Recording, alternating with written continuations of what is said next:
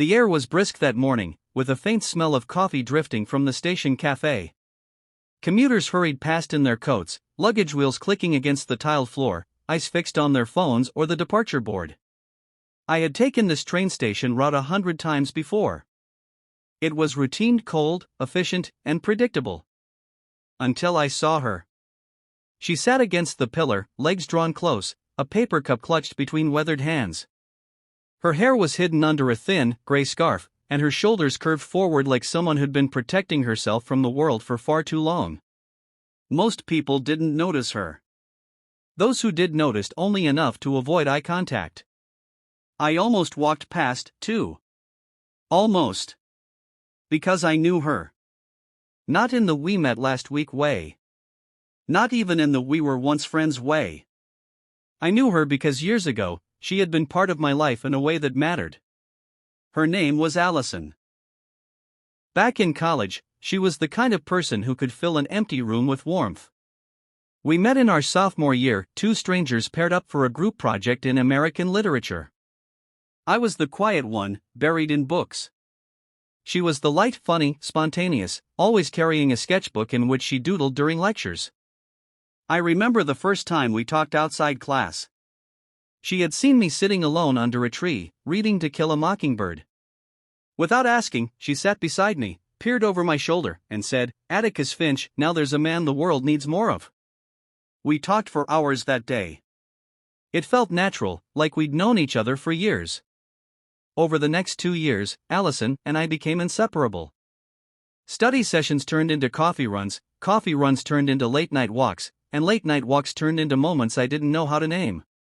I think I loved her before I even realized it. But we were young, and I never said the words.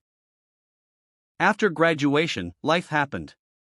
I landed a job in finance, moved to the city, and got caught in the whirlpool of deadlines and paychecks. Allison pursued her dream of becoming an artist. For a while, we stayed in touch, holiday texts, quick calls. Then the calls slowed. Then stopped. I told myself it was just life moving on. Until one rainy night, about 5 years ago, I saw her again. It was on a crowded street, the kind of evening when everyone was in a hurry to get home. She was standing in the shadows near a bus stop, soaked through, holding a cardboard sign. I stopped. I opened my mouth. But before I could speak, she turned away. Not just turned, she walked away fast, head down, as if she'd seen a ghost. I stood there for a long time that night, watching her disappear into the crowd. I didn't chase her. Maybe I should have. And now, here she was, in front of me again, same eyes, same bone structure, but changed. The Allison I remembered had a spark in her gaze. This Allison's eyes were tired, as if she'd been walking through storms for years. I slowed my pace, my mind racing. She didn't seem to recognize me. Or maybe she did and was pretending not to. I couldn't just pass her by. Not again. I stepped closer. Allison? Her head lifted slowly, and for a moment I saw confusion. Then recognition. Then something else, shame. She didn't say my name. She didn't have to. I saw it in her eyes. "It's been a long time," I said, my voice soft. She hesitated before answering. "Yeah. A long time." I glanced at the cup in her hands. It was empty. She must have noticed me looking because she gave a small, embarrassed smile. Rough week. I didn't want to pry, but questions burned in my mind. How had she ended up here? What happened to her art? Where were the friends she used to have? But I could tell from her hunched posture that this was not the moment for interrogation. Instead, I held out my hand. She blinked at it, clearly unsure. "What are you doing?" "Helping," I said simply. "If you'll let me." Her gaze dropped to the ground. People flowed past us, heels clicking, suitcases rolling, but in that moment, it was like the noise faded, leaving only the space between us. She didn't take my hand right away.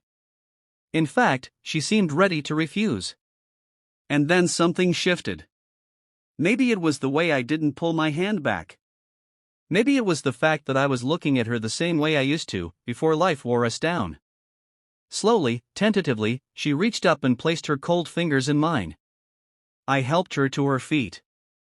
The first place we went was the cafe inside the station. I ordered her a sandwich and hot coffee. She ate slowly at first, as if her body had forgotten what it was like to be full. I didn't rush her. When she finally spoke, her voice was quiet. After graduation, things were okay for a while. I was selling paintings, picking up freelance work. But then my dad got sick. Medical bills piled up. I had to sell my apartment to pay for his care. After he passed, I didn't have enough to get another place. A couple of friends let me crash on their couches, but you know how it is, people move on. I couldn't find steady work. I tried shelters, but they were overcrowded. Her hands trembled slightly as she wrapped them around the coffee cup. I kept telling myself it was temporary. That I'd bounce back. But days turned into months. Then years. I listened without interrupting. Every word was heavy, and I felt a knot forming in my chest. And that night, she paused, looking at me. When you saw me on the street, I recognized you. I wanted to say something. But I was ashamed. I didn't want you to see me like that.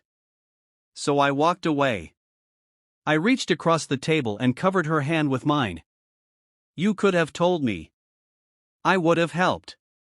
I didn't want to be a burden. You were never a burden, Allison. For a long moment, we just sat there, letting the words sink in. Eventually, she shared one of her stories in English class. Her hands trembled as she read aloud, her voice wavering at first but growing stronger with each word. When she finished, the classroom was quiet, not with mockery, but with respect. Some students even clapped. That day marked the beginning of a new chapter for Emily. She wasn't suddenly the most popular girl, nor did all her problems disappear overnight.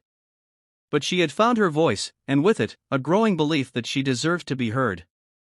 And years later, when Emily became a writer, publishing books filled with tales of bravery, kindness, and resilience, she often thought back to that afternoon on the bench. She thought about the way Mr. Parker's words had cut through cruelty and lit a fire inside her. Because sometimes, it only takes one person standing up, one act of kindness, to rewrite the story of someone's life.